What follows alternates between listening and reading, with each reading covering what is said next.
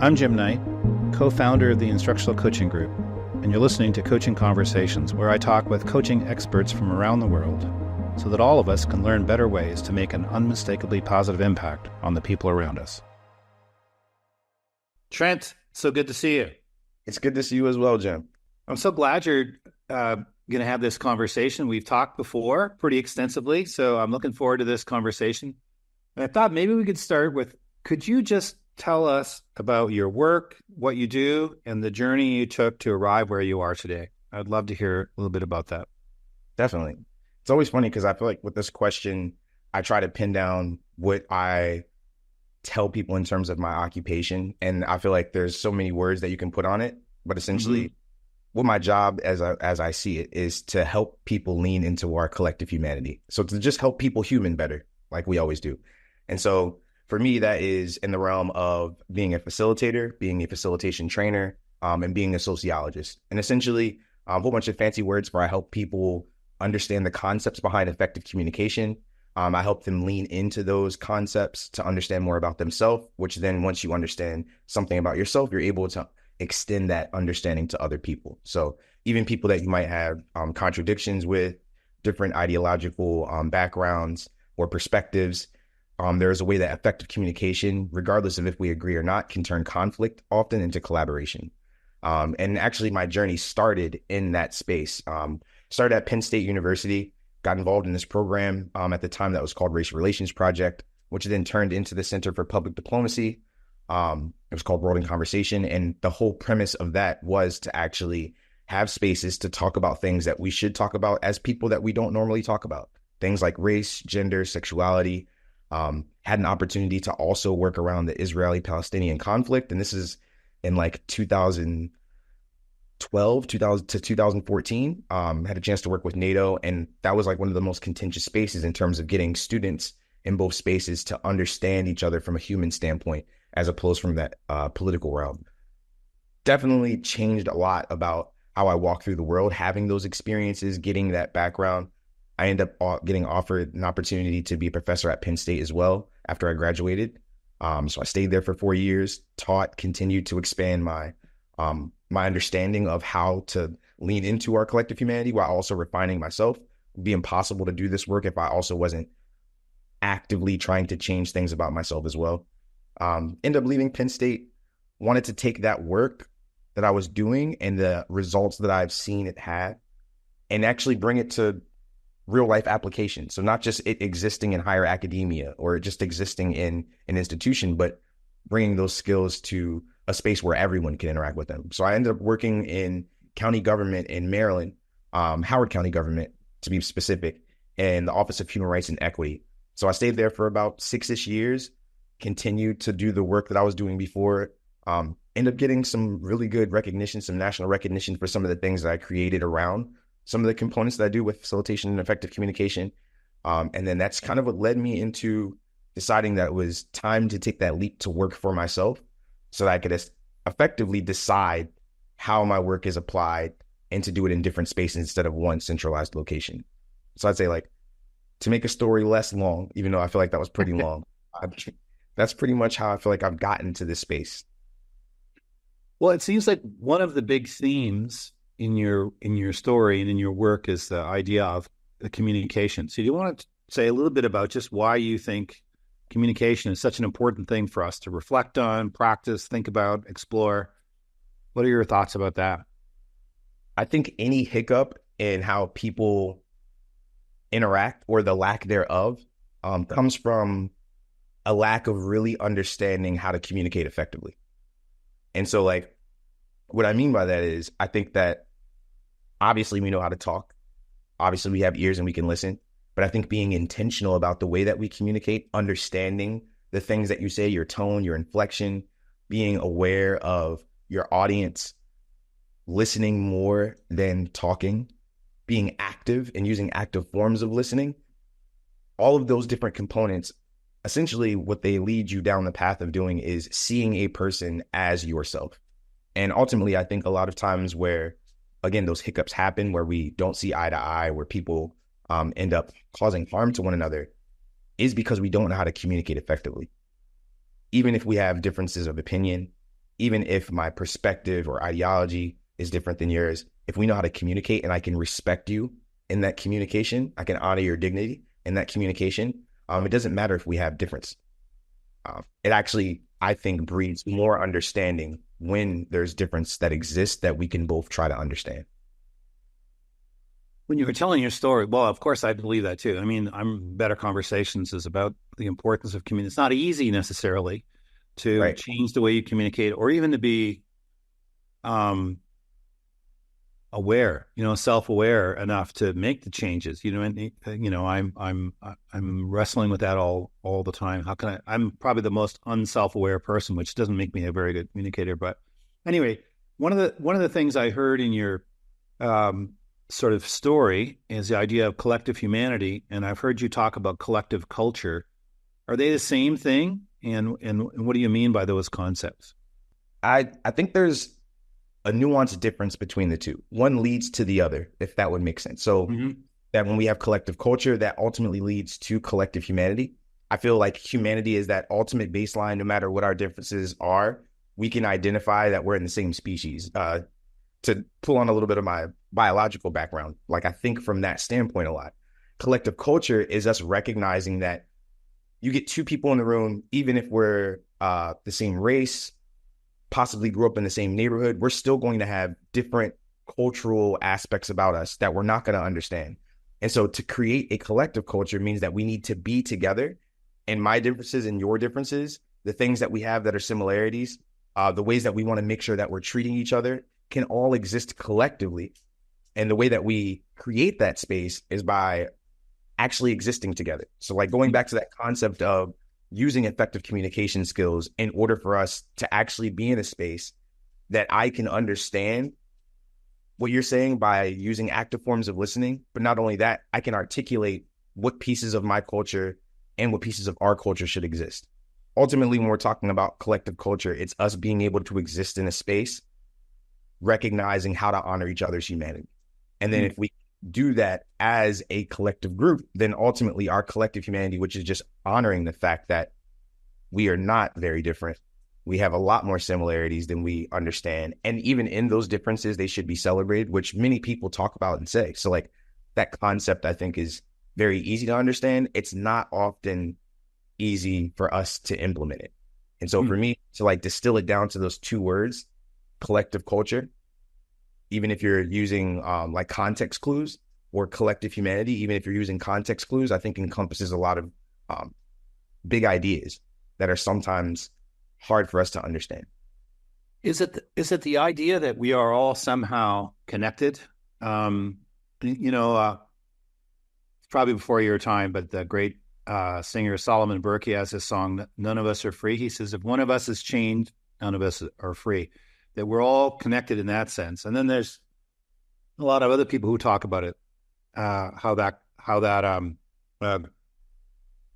we're all sort of to some extent connected. One group in spiritual realms, they talk about the communion of the saints, that every person is part of every other person. Is it, without getting too mystical about it, is that the idea? No, that is it. And like, I'm glad you like said that, because sometimes I try to be mindful of not, and this is going to probably feel weird, using words that are too flippy dippy, because I think when I've done that, even though I really feel like that mystical connection of like, no, I really believe that we're all fractaled from the same entity. I think that we're all the same, and we are the universe experiencing itself in different facets. And so like, without getting too far into that like space, that's ultimately what I think it is, whether it's from a religious standpoint or whether it's from like a scientific standpoint. You can't deny we need each other. We are social creatures.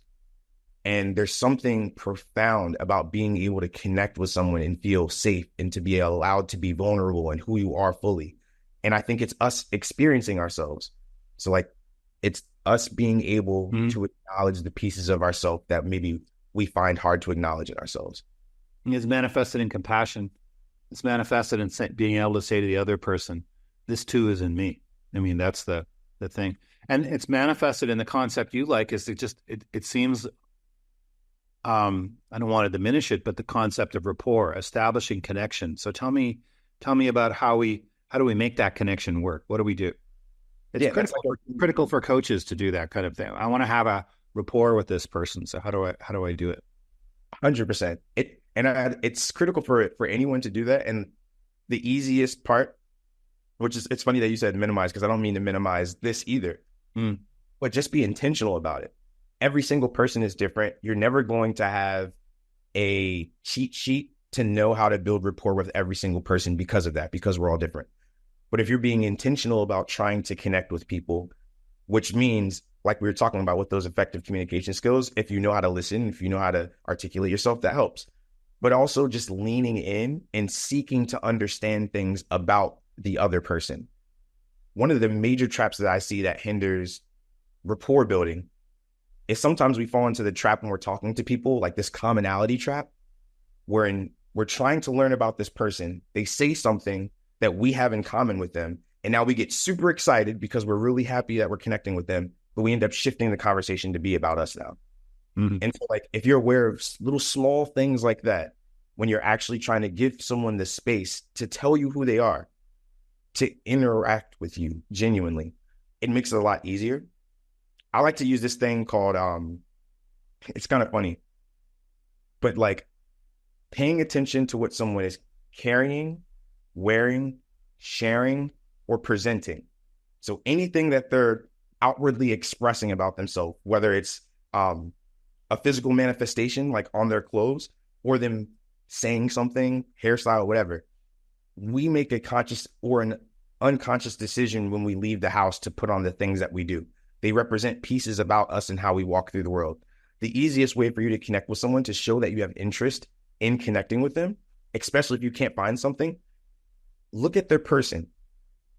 Find something that you're genuinely curious about, something that they're wearing, carrying, sharing, or presenting in the way that they're existing, and then ask an open-ended question about that and allow them to actually arrive at the answer. Like, don't cut them off. Don't fall into those traps, that commonality trap where we then make it about us, or even that compliment trap where we're saying, instead of me asking a question about something I'm curious on you, I just say, oh, I really love your shirt. And even that little shift is going to open up the conversation, make it a lot easier for us to exist together. And if you're a coach, if you're really trying to make sure that you're creating a space where someone feels like they could be vulnerable, those personal conversations, a way for you to understand something about someone that's not just connected to work, is really important. It's going to feed into your ability to actually communicate what you need to within the context of your work. So when you were at TLC, you talked about the idea of listening to understand versus listening to respond. That seems to me that's kind of a big part of what you're talking about. Yes, 100%. And I think that like I do this quiz that is funny, but also kind of scary. And like going through the quiz, it just essentially shows you how much we don't listen, how much we've never had formal training on how to listen to each other. And then the end results of us not being able to listen, which are a lot of hiccups in how we communicate. I don't think people are evil. I think people oftentimes don't know what we don't know. And we fall into traps whenever that happens, or we talk past each other. And so one of the things that happens when we talk past each other is because even if you are using some of these skills, if you're listening to respond, like I'm listening to you because I'm waiting for my opportunity to shoot down, refute, or rebut whatever it is that you're saying. And so a part of my brain that I need to actually analyze what you're saying, to understand what you're saying, and to possibly reflect back something important that you're saying is cut off now. I'm not actually listening to you. I'm waiting for something that you're saying that is contradictory to what I believe so that I can prove you wrong. And so what I'd suggest is that that's listening to respond. Or a lot of times when we're listening to respond, that's where our brain is at. And sometimes that's necessary as a coach. But again, if we're talking about doing less work and connect in an easier way to connect, I would suggest that listening to understand what someone is saying is a lot easier. And so the way that you can actively do that is to use reflective listening. So it is an active form of doing something. So as someone is telling you something, you giving them back what you understood from your perspective. And there are different ways in which you can use reflective listening within that space. So it can be like a simple reflection. It can be far out. It can be, it can be verbatim. And by using that, you can help them not only understand more about their perspective, but it's helping you actually understand what they're saying instead of running off of whatever it is that you believe they're trying to say, that so that you can prove them wrong. And so I would say the distinction between the two is just listening to understand is you're finding yourself genuinely curious about what it is that the person is saying. You're using active forms of listening to try to make sure that you're understanding it and that you're understanding each other. Whereas listening to respond is I'm just essentially listening only to try to prove you wrong or to wait for my opportunity to interject and make the conversation about me. And even if you're not aware of that, that's what happens on a subconscious level. Yeah, it could even be working if you're looking for something positive to say. It's still making the conversation about you. That's really cool. So yeah, I think you're teaching me here. So I thought reflective listening was about I'm reflecting while the person's talking. There probably is an element of that, but what you're really talking about is essentially reflecting like a mirror, playing back what you heard, maybe in your own words, but playing it back. Is that the idea? Is that what you mean by reflective listening? Literally holding up. I love, like, that's the exact metaphor that like I use or I think of in my head. I'm a picture person, but someone talking to you and it's you literally holding up a mirror and saying, hey, is this what you're trying to communicate? Because this is what I'm understanding. And so our interpretation, because a reflection isn't 100%, even though we look at a reflection and we think it's the exact copy, it's not, because light is being lost. So like, sorry to go off on that tangent, but like when we're reflecting back, even if you're using verbatim reflection, which is their exact words, there's going to be pieces of what they said that you're not necessarily communicating, but it gives them the opportunity to on a subconscious level, know that you're listening to them because you gave them back their own words. Oftentimes what happens, and this happens for me a lot, if you're in an emotional state, and what I mean by emotional state, if you're passionate, if you're angry, if you're sad, if you're elated, any emotion, and you're talking to someone and someone reflects back what they're hearing you say, oftentimes that might be the first time that you actually heard yourself in that state. Because when we are having an emotional response, it's very hard for us to hear ourselves. And so that person that's reflecting back to you is also doing you a solid by helping you understand more about yourself as they're seeking to understand you. And then there's the other piece of just essentially making sure that you understand that the reason I'm engaged in this conversation is because I actually care about who you are as a person and what you have to say. Those three things happen really simply. And the thing I think that's really cool with a coach is if you're intentional about it and you practice it, even something as simple as a verbatim reflection. So you just literally repeating back the exact words that they said can have the effects of what I was just talking about. And I'd actually say what's most powerful when someone is having an emotional response is to use verbatim reflection instead of any other type of like synthesis where you're putting your own spin on it or your own words. Because the last thing that we want is to try to name someone's emotions for them. You know, a year ago, Amanda Ripley, I interviewed her on this podcast, and she had a great question. Her question is, and I've started to use it all the time, it's my favorite thing I've learned about listening in the last year. She said, do I have that right? So she plays back, she reflects back, and then she says to this person, do I have that right? And what I found is, if I have it right, we kind of click into alignment. And if we don't have it right, it's almost like there's like a little click almost.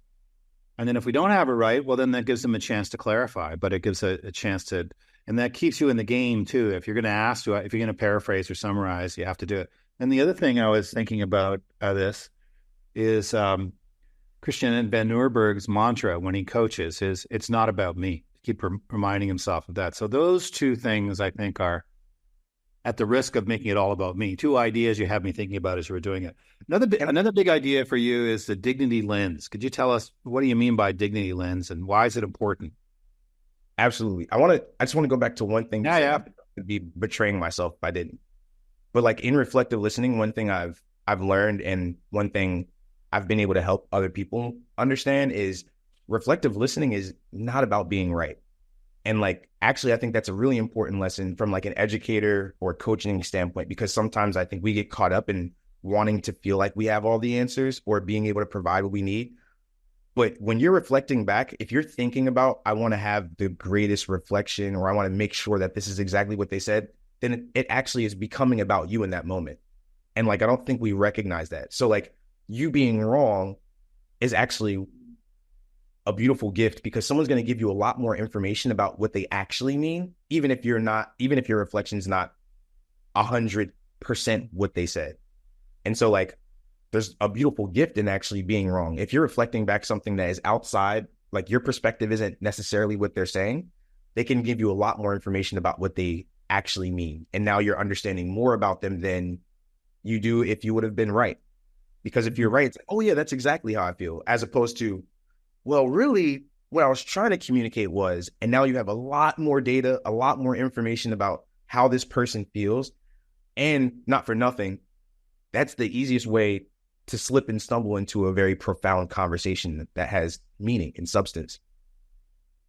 Yeah, the way I see the question, do I have that right, is let's say I'm talking to my 11-year-old Mhm. and it's bedtime and he's playing a video game and he's talking to some friend of his while he's playing the video game. And I said, oh, come on, Luke, it's bedtime. You got to go. It's like, you know what the rules are. And he freaks out. He gets all upset. I'm talking to my friend. We're having fun. We're doing whatever the video game does. He gets upset. If I can say to him, it sounds to me like this is what you're saying. Do I have that right? It can de-escalate the conversation. And her book, Miranda's book, is really about high conflict, but though it's called high conflict, but it can de-escalate the conversation because he'll say, yeah, that is right. Okay, I'll go to bed. Like if he's heard, he has it. So that's how I like to use that question, just to communicate to the other person that I've heard you. I think that's really what you're doing when you do it. Even I like the difference of being able to ask a reflective statement or a reflective question, because even both of those are different. So like a question or a statement is going to shift the way that someone actually responds to something. And like it just hits our brain differently. So you're using a different neural pathway. So you're effectively helping someone understand more about their own perspective by giving them back their words. Because oftentimes we don't listen to ourselves. That's a really good point. That's worth repeating. I mean, that's really important. They haven't really been thinking about what they're saying or listening to themselves when they're saying. And when you hear it, they might be hearing it for the first time. Exactly. That's very cool. Okay, dignity lens. Tell me about the dignity lens. What is it? Why is it important? So the dignity lens is something that I've developed over my years of trying to understand myself and helping people understand themselves as well as others. And so like, for me, the dignity lens is something that's like contrary to our cultural lens. And our cultural lens is something that I feel that whether you're aware of it or not, we're all wearing it. And it's kind of like if you think of like social media or Instagram where there's filters that change the way that something looks. All of us have our own filter. And a lot of us are not aware of the fact that that filter does alter the way that we see things. And so what that filter is our cultural filter. So your cultural lens is all the things that make up who you are as a person, what you've been told, your experiences. It's connected to your ethnicity, background, everything that makes up who you are. It's essentially the way that you view the world. So who you are, what you've experienced impacts the way that you hear people, the way they receive or convey any data. The dignity lens is a way for us to take that filter off because there's nothing wrong with it. It actually helps us walk through the world, but to see the finer details of how all human beings interact. So instead of looking at things through our cultural lens, which depending on who you are, there might be some things in your culture that you might view one way as bad or good, or from that standpoint of like morality, that in another culture are looked at completely different. And we don't even know about those things because oftentimes there aren't opportunities for us to really sit down, have a conversation, and articulate the pieces of our culture that we would need to in order for us to interact. And so if I can use the dignity lens, instead of me focusing on those things, I get to the root.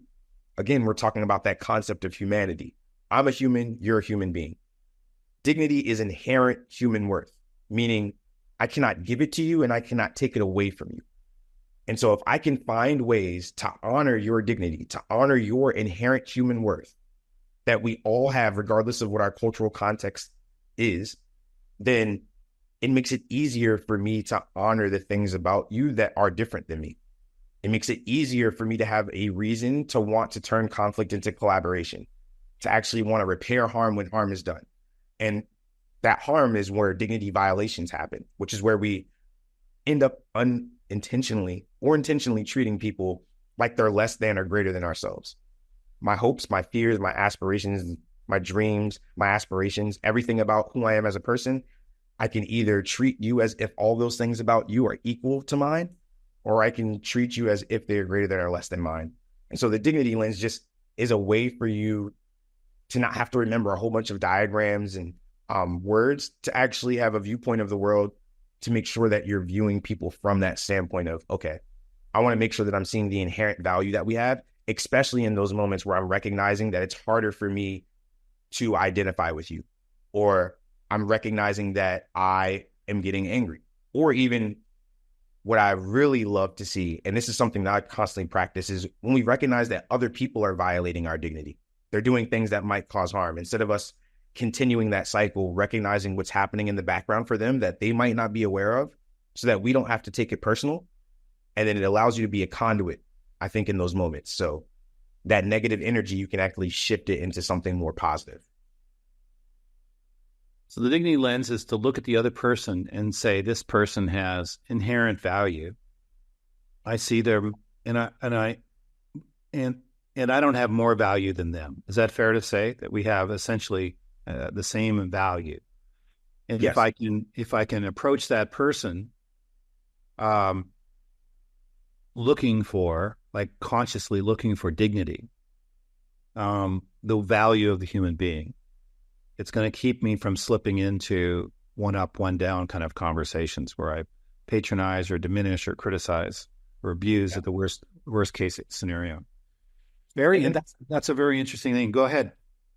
Being able to distinguish or understand your own actions and behaviors, because we're all different. So it causes you to critically think about the way that you walk through the world, which I think is just important on any front. And so there isn't like a one size fits all when you're looking at the dignity lens. There's, of course, like the different types of traps that we can all fall into that are kind of like fine. So like we can treat people as if they're vehicles where we're using them to achieve an objective or a goal, where I'd suggest that that's where we're saying that their value is not the same as ours. We can treat people as if they're obstacles, like there's something that is in our way to be moved or shifted out of our way. We can place labels or stereotypes on people, which oftentimes happens, so on and so forth. And then we can treat people as if they're greater than ourselves, like idealize them. And so once you have an understanding of those different spaces that we can fall into, and then how you yourself manifest, or how those things manifest for you in your life, it makes it easier for you to catch yourself and to also not take it personal when other people fall into that trap. And so the dignity lens is just like, we both have glasses on, but like I use this metaphor, but before I got my glasses, I didn't even know I couldn't see. Mm-hmm. When I put my glasses on, the world arrived completely differently for me. And so the dignity lens is just a pair of glasses that you can put on where you can see the finer details of how we all interact. You're kind of giving us maybe this isn't a good way to put it, but you're giving us a vocabulary to see ourselves more clearly. Yes, I think that language is really important. And when you have shared language, shared experience, that's where we start to really form that collective culture, where we can actually be having the same conversations and be talking about the same things so that we can fix them when we need to. Yeah, I think the self-awareness part of this is really important, because I think there aren't a lot of people that go out into the world and say, I want to be a bad person. I mean, they want to be good people, but we're not self-aware. And so having a language and ways of seeing the world that help us better self-reflect and also see other people more clearly, that's really helpful. But it's not easy work to unearth the things that you're saying. I mean, just take someone who's in a culture where time is money and everybody's business oriented, and they go to a culture where it's all about family and friends and show up when you can, and they show up ready to make a deal, and the other people are like, actually, we're going to have a 2-hour birthday party for Angela. It's her birthday today. And they're like, and it's hard not to slip into what's wrong with these lazy people. They see the importance of work, but actually it's just a different culture. And so if you work from the place of dignity, that the dignity might help you see the difference in culture too. Working from that, but it might make it easier, I guess. It helps you uncover the parts that we might be missing. Yeah, it's very interesting. Okay, so we've talked about rapport, empathy, reflective listening, collective culture, a dignity lens. how can all of those concepts help us move towards more equitable organizations? I think so. There's like two camps that I'm usually in. I think those things in general, when you're intentional about them, you're actually trying to actively do the work. So not just within the confines of your job, but you're actively doing it. That's the way that I feel like it actually sets in. It makes you a better person. But also organizations are individual people. And I think a lot of times where those hiccups happen when we're together as a collective, that's a lot of different people, a lot of different ideologies, a lot of different perspectives coming together. And there are oftentimes not enough spaces for us to just exist together to understand the humanity behind the person that you're going to be working with, to understand what might be happening in the background for them, or to get a bit more context as to even what they can contribute in whatever space it's in. And so all of those different concepts, I think, lead you to a path of understanding the people that you're with, that you probably spend most of your time with. If we're talking about people that are in your job, if we're talking about students that are in school, they spend more time in school in that time period than they do at home. So we should know people. Like, we should know people's humanity. If we can know their humanity, it makes it a lot easier for us to tackle the issues that oftentimes pop up in institutions. That's really hard, but good. I think it's like we're talking about a pretty deep, profound kind of learning happening, and ideally happening at the organizational level through the individuals. But that's super. And there's intentionality that has to be behind it. So like in an organization, like it's really easy to take some of these concepts, and I'm sure people have found like pieces of these, and we just do something that feels episodic, or it's like we have one 30-minute conversation about these things. These concepts can be amazing, but if we're not actually building them into the program, building them into the institution, baking it into the cake, like where we're actively saying, no, this is a priority. So we actually are setting time aside, or being very intentional about creating spaces where people can get to know each other on this fundamental level, where we can talk about things that are going to help us understand each other beyond where we're at now. Because when things get hard in a lot of organizational spaces, the only way that we're going to get out is this if I care about you. Right. Because we're working towards the same thing. But if I don't understand your perspective, or I think that you're against me, or a plethora of things that happen when people work together, we're undermining our ultimate goal and our mission.